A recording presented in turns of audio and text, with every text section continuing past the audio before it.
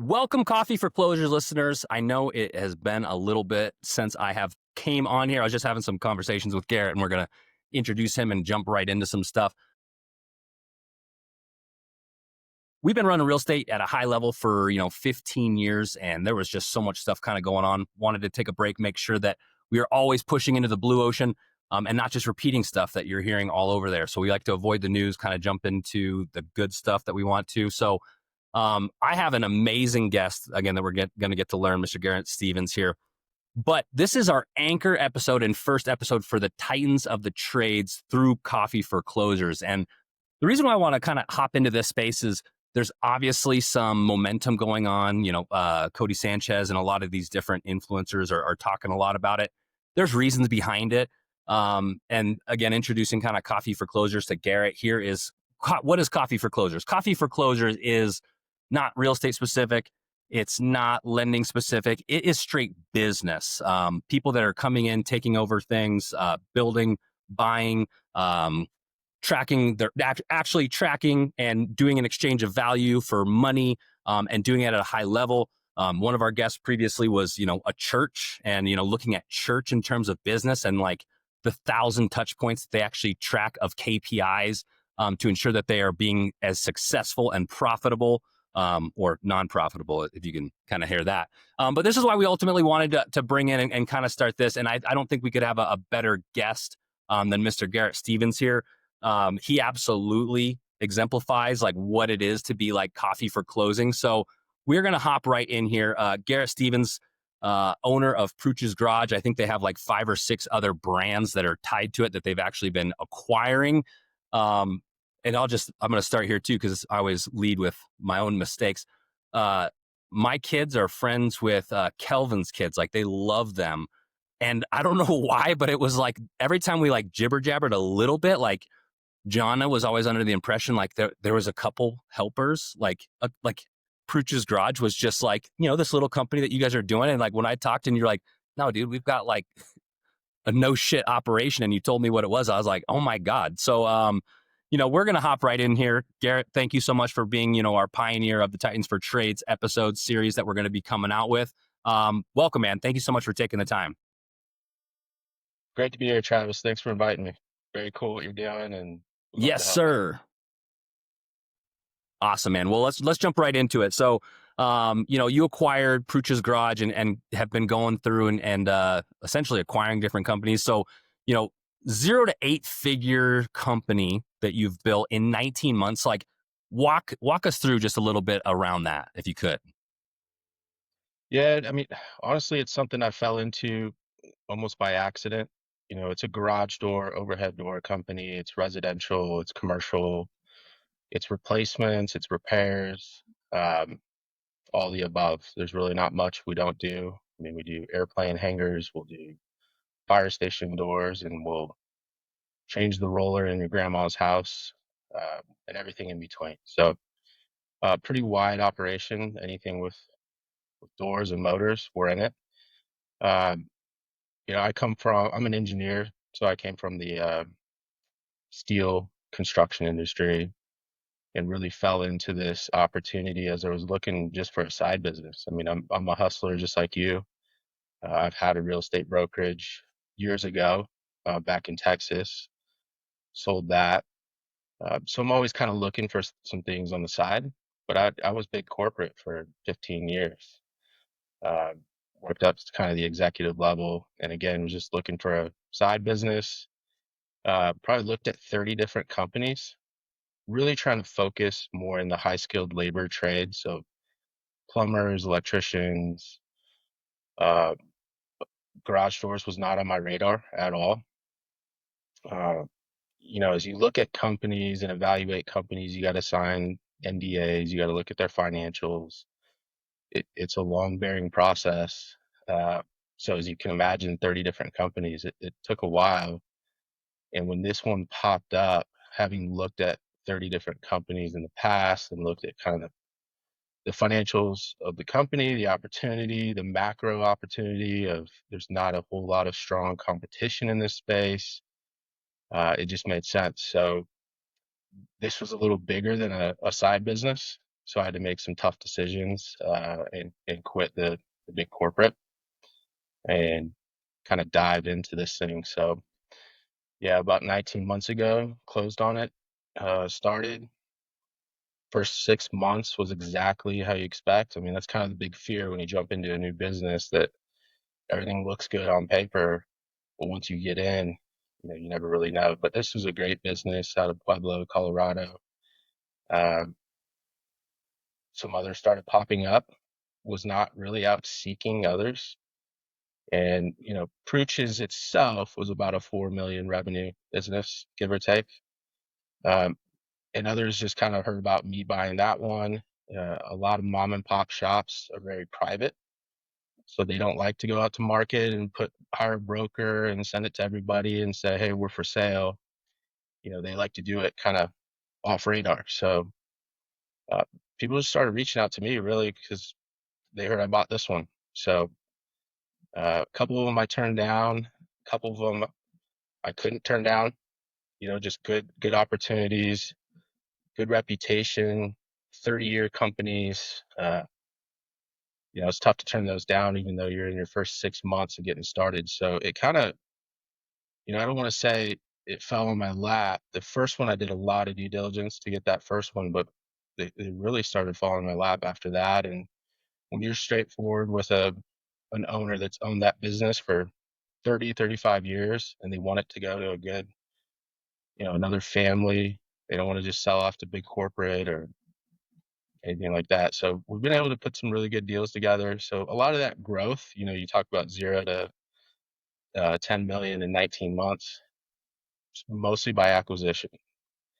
A little bit of organic growth just through Gotcha. marketing and sales. These mom and pop shops are not super savvy in marketing, digital marketing, a lot of that stuff. But you know, I'd say 80 to 90% through acquisition.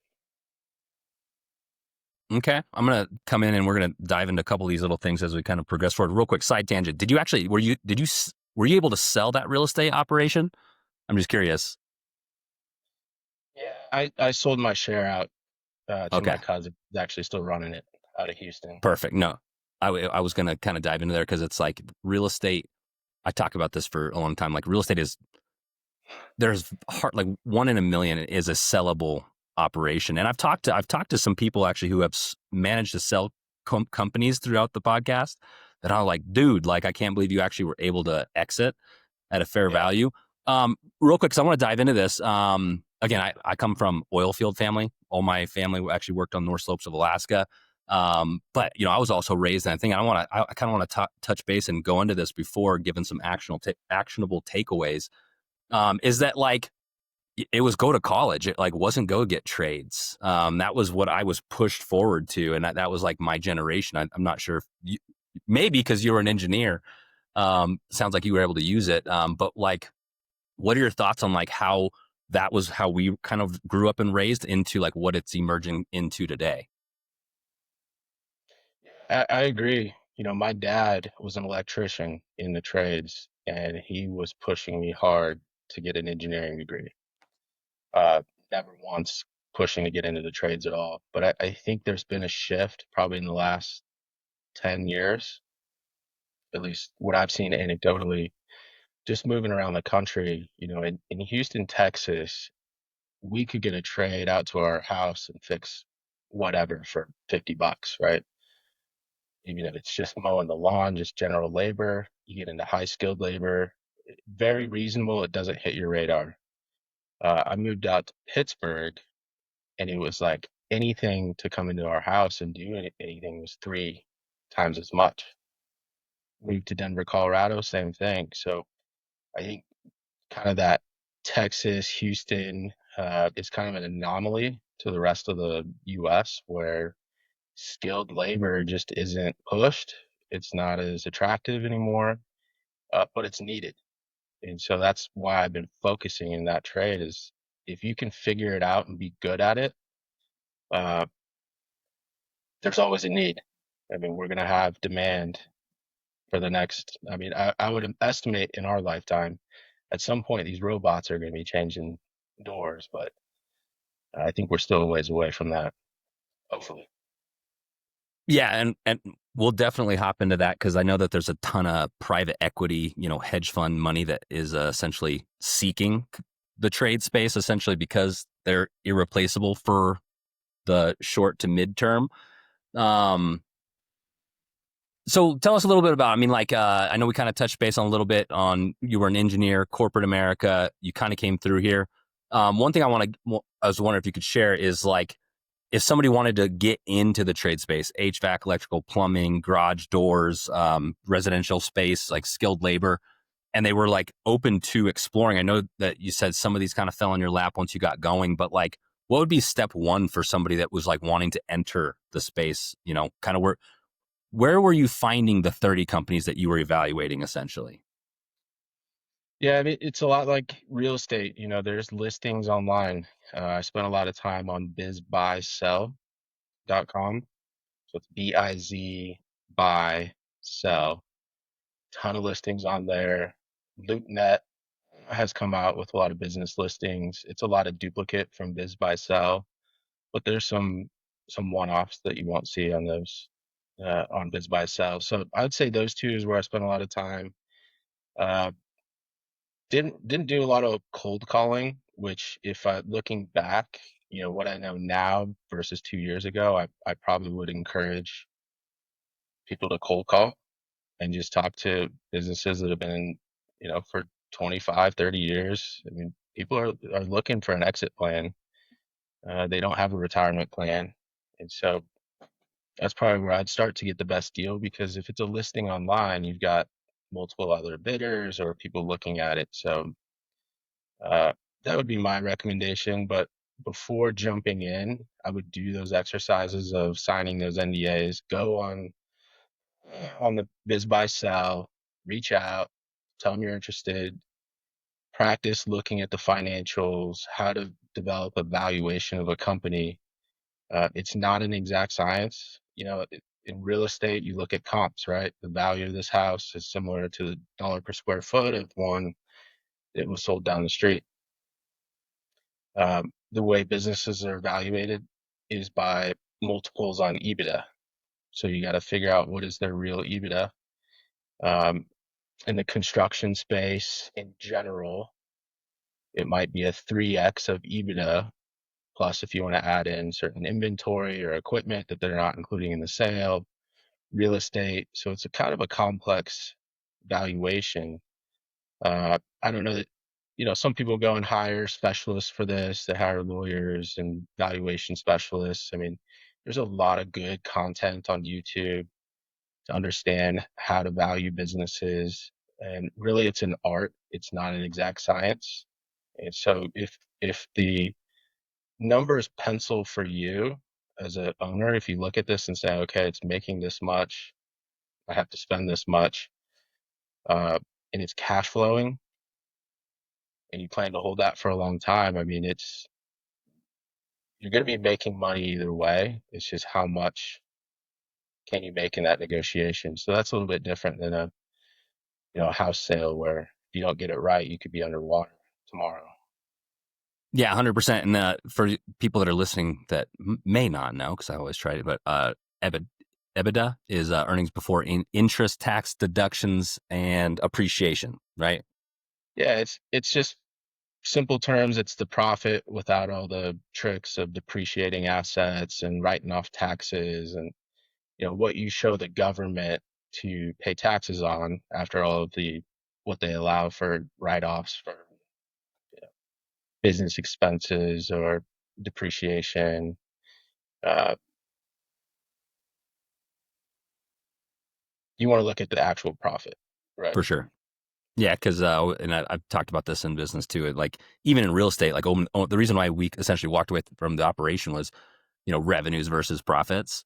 Like if you make 1 million and spend 1 million, like you're broke, aka Sure. you're no valuation. If you have 1 million in revenue, but it costs you 1 million to get it, like your valuation's zero. And I think so many people like don't understand that they love to measure revenue, but the profits always feeds the family type thing. So that's part of some of the stuff that I actually really love to dive into with the business because like again the noise is kind of like people making a claim to fame on like their revenue numbers, but it's like, no, no, no, open that curtain. Let's take a look back there. But that's the valuation. And I know most companies have a 2 to 4x valuation. Software, when software was booming, like that's where they were having that 10x plus valuation. So you're saying basically, on average, like construction type companies are like a 3x valuation for their EBITDA. Yeah, and it's not an exact science. I mean, there's so many different variables. Uh, for example, a lot of the companies that we're buying are smaller mom and pops, right? We're not buying big, multiple location. We've got over 40 employees now, but most of these are 5 to 10 employee operations where the owner is the operator, right? It's not like you're buying a cash flowing operation turnkey. So there's a difference between buying a business and buying a job. And so you got to be really careful in that valuation because, a 3x, let's just say, for example, this company is making $150,000 a year, right? And it's a mom and pop owner operator. They want to take it to market. They heard on some podcast that they could get 3x profit, EBITDA. And so they take it out to market and they're expecting to sell it for what, 450, right? 3x the 150. But the challenge is that's an owner operator business. It's tough to get 3x when you're an owner operator because if I'm already making 150 at my job currently in big corporate or something, am I going to go spend 450 to just keep making 150, right? Because now I have to quit that job and run this business. Whereas if it's an actual cash flowing business by itself and it's turnkey and I can keep this other job, spend 450 to make 150 on the side, that's where you get higher multiples. And so it's a tough discussion with a lot of these owners that have put their heart and soul into it for 30 years and they're expecting certain multiples. And I gotta tell them, look, it's not worth that because I got to replace you. And that employee to really run that business unit might cost close to 150. So there goes all your profit. So now the business is worth basically the assets that you're selling. Yeah. There's like so many pearls there that is business. Like that I love to talk about that so many people don't. And you get it to where some of these people put their heart and souls into these companies, ran them for 30 years, and it's like it just doesn't pencil out. Like it's a calculator valuation. Yeah. And you kind of mentioned to a point too that is something that has been going on. Um, Sales, like I've had the privilege of being able to see behind like the curtains of some billion-dollar companies, and the one thing that has been emerging, especially in the real estate space, and I think all other spaces, is and if you're a listener, I'm sorry if I offend you, and you'll never offend me, but there are so many lazy salespeople out there that, like, again, I always said, and they get their real estate license and they're like, "Where's my white Mercedes?" And it's like, that's not exactly how this works. Like cold calling, like they've done studies on, like, how much it actually translates per hour if you're making cold calls, and it's a lot. It's a lot of money. And you have this giant movement of people that are just like, we'll call them content creators, and this is part of the noise. I think that there's, certain elements of all things that you do through branding and marketing that all comes to a complete picture. But you have this, like, the script essentially is like how to like get leads without calling, which, like, there is some truth to it. And like taking the time and energy to create, a resource that or platform that people can go to get education or resources or information. But the reality that I've just been talking and like pushing on, and actually I'm pretty extreme. So I actually want to take this on the extreme level and be like, and my wife, Nisa, she's always she has great ideas. She's like in 2010, she was the one who was having us push listings on Facebook. And I was like, that shit's batshit crazy. But it was like innovative at the time. And now you can't go on Facebook and Instagram without seeing, real estate all over it. But it's like cold calling, or what is it? The unsocial agent. And I like want to push this out because it's like, I still jam on cold calls. And it's like, you said it to yourself, like one of the biggest things that you would say to do is to do cold calls. And again, from seeing behind the curtains of billion-dollar companies, like I'm not sure exactly like AKA the sales department is so much of value of any company, whether it's, you having salespeople that are doing their thing or like you're trying to cold call to acquire business. And the key takeaway is like, don't be lazy. You know what I mean? Don't be upset at the things you don't have for the work that you didn't do. Like there is massive value in cold calling in sales that can help you tremendously.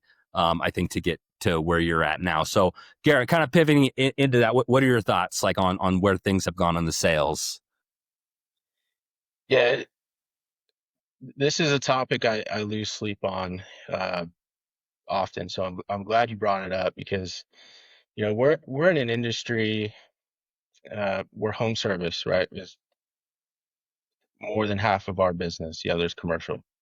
In the home service side, the especially in garage doors, it's become um, it's almost like when you go and get an oil change for your car or truck, and you got this coupon for a $39 oil change to come in.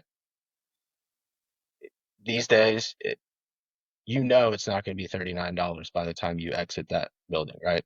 It's going to Yeah. be $800 because they found this, and they're going to bring out an air filter and show you how it's so dirty. And I'm not a car person, but that's probably why my bills are always $800 coming out of there.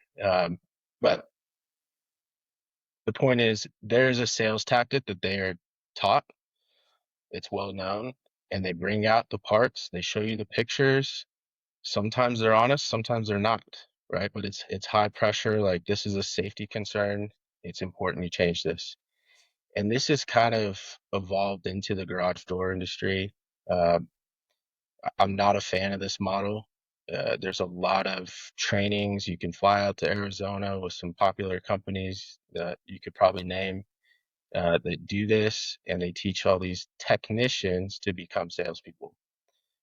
Uh, it's good for sales. It really is. I mean, you can walk into somebody's garage door for a $79 tune-up special that you found in the newspaper, and they can walk out of there with a $1,400 ticket pretty easily because they can show you these cables are frayed right here, and if these cables snap, do you have children? Okay, if your child's under that door and this cable snap, that door could crush them, right? There's this kind of a fear tactic in sales these days, uh, which we are staying very, very far from that. And so the way we're doing that is we're not incentivizing sales by revenue. There's no commission model in our company with anybody, even inside the office or outside with our technicians. So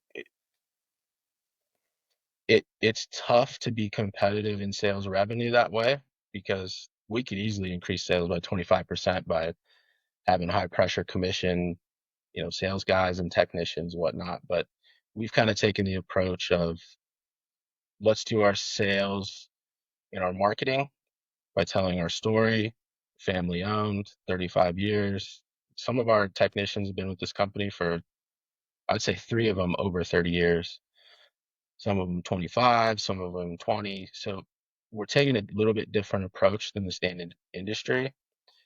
And so going back to your original question is if you pull back from that commission model, how do you motivate a sales team to go make more sales, right?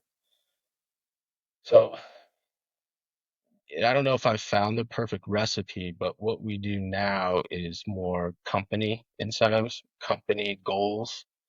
This quarter as a company, we're trying to make 2.7 million in revenue, right? We're getting close. We keep tabs on it. Everybody's accountable. The other thing, because we're not on commission as salespeople inside the office, if there's shared contacts with a builder or something, there's not any of the cutthroat. No, that's my account. Don't touch it. There's collaboration because at the end of the day, it's a company goal that the guys could get a quarter bonus on as a company. Everybody in the company is part of that. So we'll set quarter goals as a company and incentivize that way. And again, I'm still trying to find the perfect recipe to find that motivation. Cool. You ever read Stake in the Outcome? What's that? Have you ever read the book Stake in the Outcome? No. Oh yeah, I'll send it to you. Okay. Yeah, it was some pretty like pivotal, successful companies that structured things a different way. I'll send you an image of the book here later. That is kind of good to your point, because this kind of brings us back, I think, in one of the questions I was going to ask, like, what's different, man? You said it yourself too. There's garage door companies across the country, and I think you hit an amazing point that a lot of times, because again, everyone loves revenues and things like that, but at the end of the day, it's like advising versus sales. So, like, what is Prutch's and your edge over all of these companies? Like, is it just not just the advising over sales, and potentially like predatory? We'll call it a little bit of like there's some predatory tactics, I guess you could say. What Sure. makes you guys different, with that, and what else makes you guys different besides everyone else? Like, what's your guys' edge? Yeah, again, we're starting from a base where there's almost no marketing, right? These companies have solid reputations that they've built, and it's taken them 20 to 30 years to build these reputations. So uh, a lot of what our companies are known for is reliability, technicians that are seasoned. I mean, the average tenure of a technician in our company as a whole is in double digit years. I mean, 10 to 15 years. Yes, we have some new technicians. They're learning. Of course, we're growing, so we have to have new guys on. But I'm talking about 10 to 15 years, not just in the industry, but with our company. And so they've established a really good referral network between homeowners. There's next door, there's Facebook groups. People are always asking for recommendations. So that reliability, solid product, we buy predominantly Rainer. We have a few other vendors that we buy from, but Rainer is a family-owned manufacturer out of Illinois, uh, American made. We have we're going to the president's house next weekend for a private concert.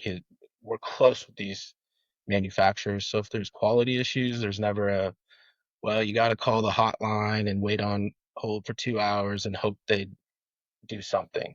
It's like, no, when there's a problem, we could take it all the way up the ladder with the president of the manufacturer and fix it. So I think reliability. Uh, a lot of these things take time, though. This is not like a thing that they were sending out in marketing and announcing to the market. This is why you should use us.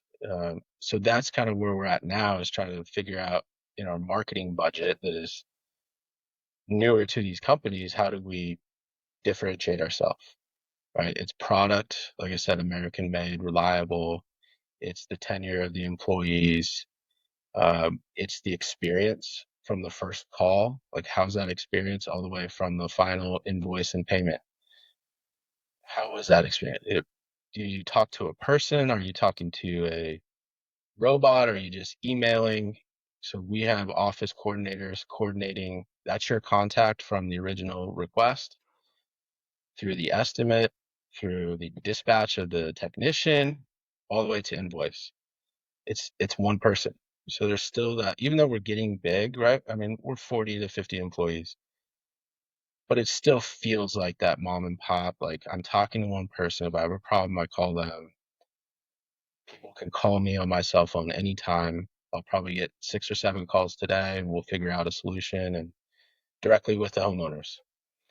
So it's tough. I mean, there's a lot of companies out there. They put a great brand and image and great pricing and this and that. I mean, we're not the cheapest, and we don't even try to be or pretend to be, but we try to be reliable and a good experience overall, good product.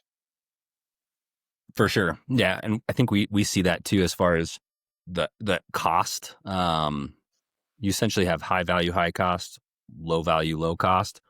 Yeah. And anything in the middle is just, especially the day and age with technology, AI, is just, we always called it the messy middle, probably for the last 5 to 10 years. But that is just separating more and more. Um, Cost of goods in the last year or so, like with Rainier garage door manufacturers, like, this is kind of a random. I'm just curious, like, did you guys see any, like, and again, cost of goods have been obviously increasing forever, essentially, I guess, with a little bit of inflation and supply chain stuff in the last year. Like, has have you guys been able to go and keep the cost lower on some of these things with the amount of business that you guys do? Yeah, we've been fortunate that a lot of these companies we've been buying were also Rainer dealers, so there's existing volume and relationship there.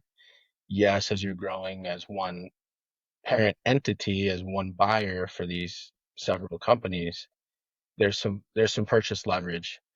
Unfortunately, because of tariffs and cost escalations, for everything going on right now, inflation, a lot of that volume leverage has pretty much been, wiped out. Uh, but I think from relevant to other buyers in the market, we still have an advantage. Hopefully, we like to think, at least on the buying side, just because of our volume. I mean, to get paint the picture of the market and our competition, it's either big corporate, right?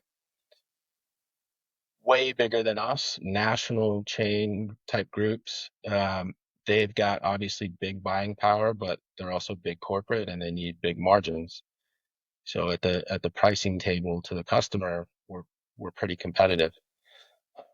Our other competitors are going to be, the chuck in a truck buyer Yeah, that that's not getting that type of volume, that type of pricing, and they don't need those bigger margins either because they don't have the overhead that we have, and so they can get a little skinnier. So really, at the pricing table, it's pretty competitive between all you know different levels of company. Uh, so that back to your point on differentiation, that's where you have to make the sale. I mean, you're not going to make the sale on cost, or you're going to lose it to that small guy. He's willing to cut his cost to get the job. But in general, it's what's different about you. What's the product, delivery, reputation, history, for so sure. forth. But those Cool. tariffs, yeah, that's a big threat to our. This is a steel product, and steel is one of the most uh, regulated from anti-dumping from other countries into the U.S. So we're fortunate to be with a American-made manufacturer, but the whole supply chain, the secondary, tertiary supply chains are affected, which it can affect an American manufacturer easily. Totally. Oh, that's what I was kind of going to is like if the tariffs from import export stuff was actually still affecting the U.S. manufacturers. But I mean, they're still getting a lot of their stuff has to come from elsewhere. So Yeah, I mean, if a tariff, let's say, is 25% on goods coming in, an American manufacturer is probably going to send us a 6 to 7% cost increase escalation. That's kind of what we. gotcha. Okay.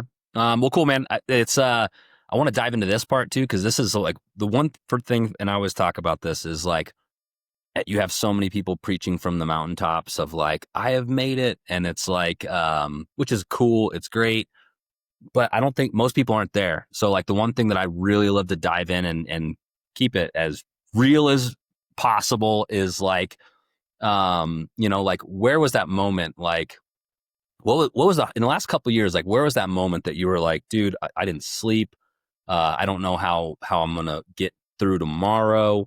Like, do you have a moment in the last couple of years that you just remember? You're like, dude, that was like it hit. It was like the storm in the middle of the night in the forest in the mountains by myself. Like, what was that moment that like hit and like take us there if you're okay with it? And then like we want to hear how you like got through it. Like, what pushed you through it? Yeah, it's an interesting question. I think you could probably sympathize with this as an entrepreneur yourself. When you're a true entrepreneur, I don't know that you really reflect on those moments too much. You kind of just, you know, pull yourself through that and focus on the optimism, where are we going next. So I really, of course we hit tough times, tough hours, tough days, weeks.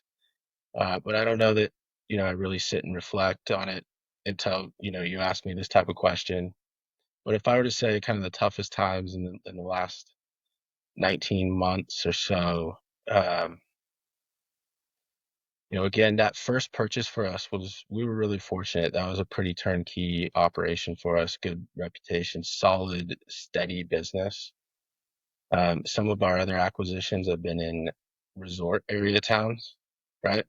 And so they're high margins, meaning, you're selling high end doors to multi-million dollar houses in some cases when you're in a Vale or Aspen or Crested Butte location, and looking at it on paper, back to the point of, you never know what you're getting into. On paper, the numbers look great. It's higher margin products, higher end stuff, good solid numbers. But the challenge really is that these are cyclical areas of tourism, right? The town of Vale or Aspen could double or triple depending on the time of the year. Is it ski season? Is it a holiday? People are coming in, spring break, and so there's highs and low lows in terms of volume and demand in those markets. And one of the perks for working for our company is that we guarantee our technicians and all employees 40 hours, right? The guys down the street, if they're slow, they're going to send you home. Now, their rate might be $2 more an hour, but again, when they're slow, you're going home and you got to figure it out. So for us, when we're guaranteeing 40 hours for guys, and then we get into the last 2 months, which is what they call mud season, right? Nobody's skiing because the snow's all melted, and nobody's hiking or biking or four wheeling because it's all mud.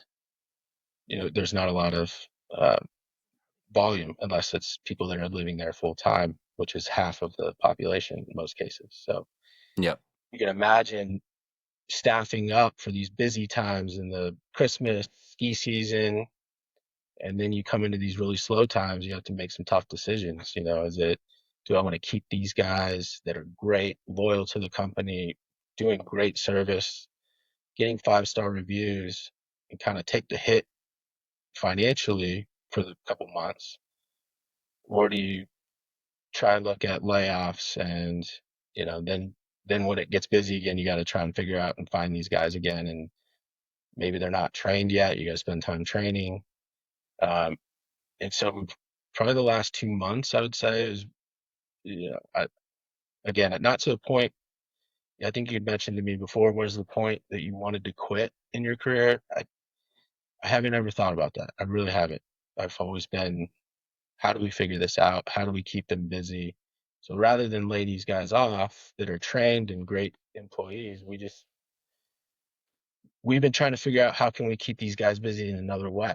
Can we send them out, door knocking or meeting people out in the community? Are there projects in the shop that we can reorganize, take inventory again, build some things that can be better for operation? Um, but yeah, there's been some time where it's really pulled me away from the business to look at the numbers that aren't penciling that I thought, when I bought these companies. You just have to be focused, say, look, this is a 2 month stretch. It's Memorial Day. Hopefully, knock on wood, after this weekend, things get busy again out in the mountain resort towns, and then we're back to what we thought we were buying, right? Yeah. Hope that answers your question, but that's something that has kept me up the last couple of months, I'd say. For sure. Yeah, no, it's yeah, business. I think, when things don't pencil out, I think a lot of people are under the impression with a lot of things that, well, they don't pencil out, it doesn't work out. It's like, no, as an entrepreneur, like, when they don't pencil out translates to like pain and suffering essentially.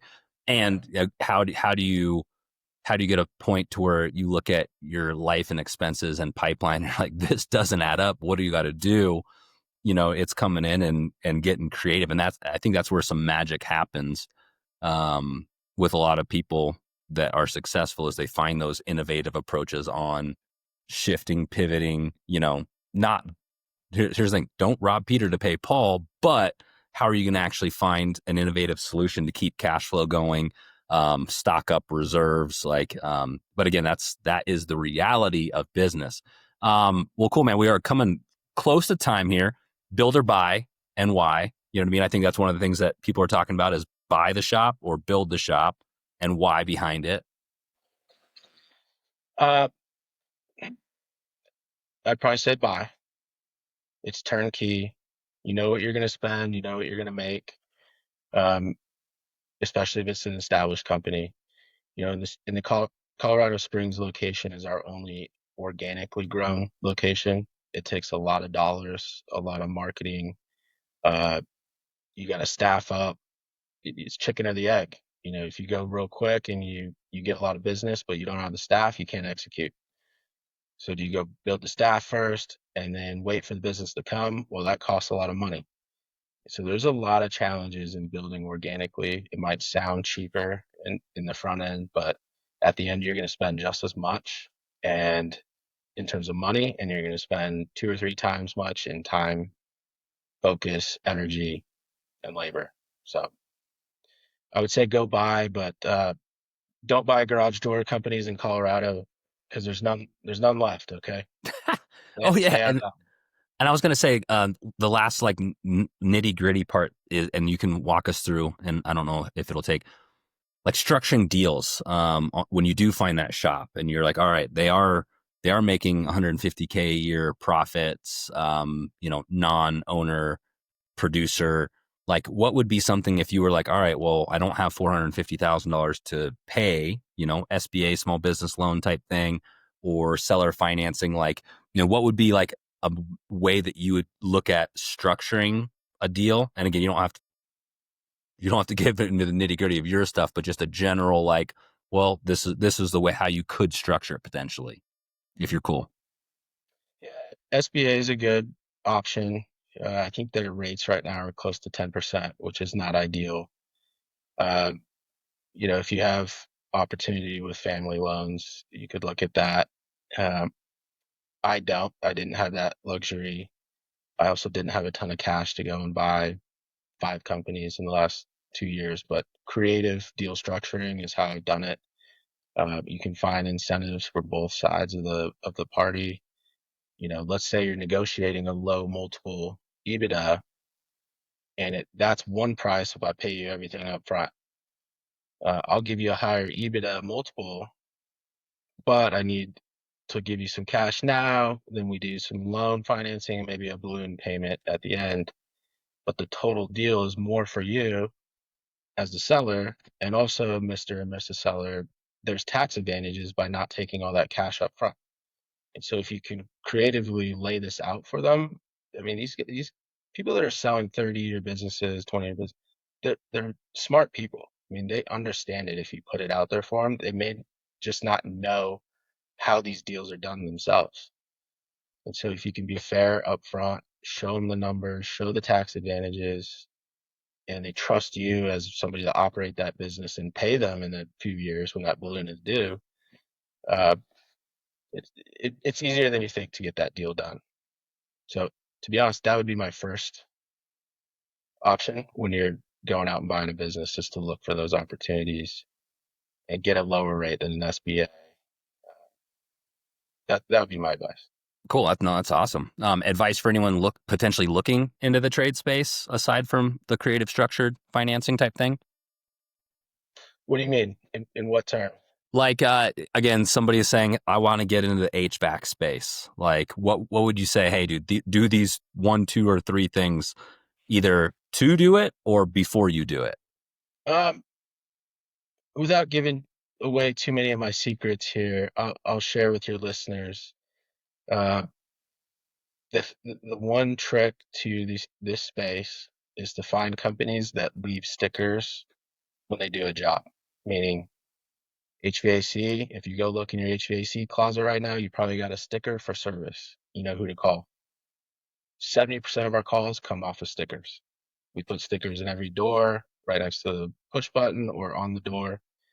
Electrical, if you go look in your electrical panel, you probably got a sticker with a company name. Um, a roofer, for example, not going to find a company name, right?